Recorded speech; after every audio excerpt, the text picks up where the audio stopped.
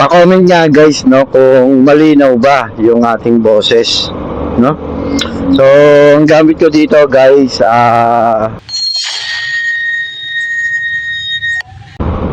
so yun guys, welcome back to my channel, no? Eman Moto White. So, yun guys, kung papansin nyo, meron na tayong voice, no? Meron na tayong pa-comment nga guys, no, kung malinaw ba yung ating boses, no? So, ang gamit ko dito guys, intercom, no? So, ayan guys, kung makikita nyo, itong sa kaliwa ko, yan, intercom ang gamit ko, yung DKO2, no? So, nagano na tayo niyan, nag-provide na tayo niyan guys, para kahit makakapag-vlog tayo, no? Or kahit umuulan, meron tayong boses, no? So, syempre, hindi naman enjoy kung puro drive na lang at walang boses, no? So, okay din to guys, at pwede rin naman to pwede ka rin mag-sound strip, no? O kaya yung pag may mga kasama kang meron ding intercom, halimbawa nagra-rides kayo, no? At meron silang intercom, pwede naman natin i-connect, no? So, sa ngayon, ito ang gamit ko, no? Dito ko ginamit sa Insta360. So, madali lang naman i-connect to, guys. I-open nyo lang yung intercom, tapos itong Insta360 nyo, no?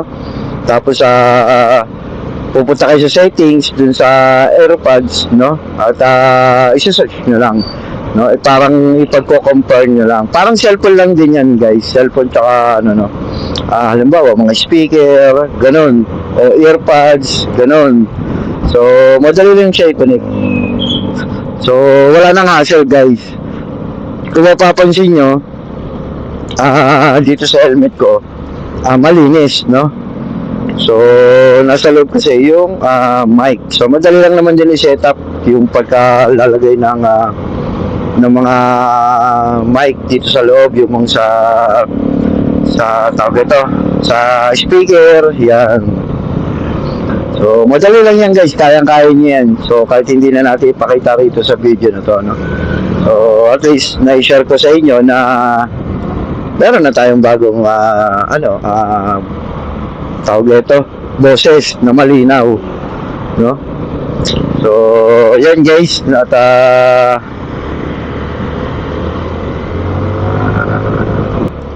at ang maganda pa rito guys, no? Kahit umuulan, yan. Kahit umuulan, pwede na tong ating Insta360 at ang ating intercom. So, wala nang hadlang para halimbawa nagra-rides tayo tapos biglang umulan. So, yaking-yaka, no? So, hindi na tayo hihinto, hindi na tayo para magtanggal ng camera. No, kasi yung ginagamit natin dati, yun nandito sa helmet, yung nasa face na natin, no? Nasa front. Ausec lang yun, Ausec S60.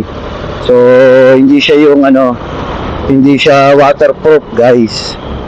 So, possible, pwede pa rin masira pag nababad sa ulan, lalo na pag malakas, lalo na ngayon, tag-ulan.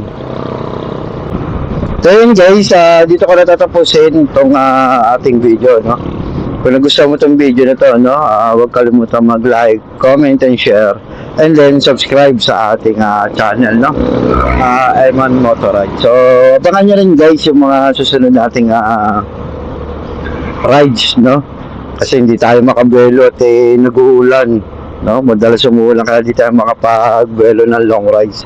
So, pares-res lang muna tayo, no? So, abangan nyo yan guys, no? So, ganito na lang guys, and ride safe.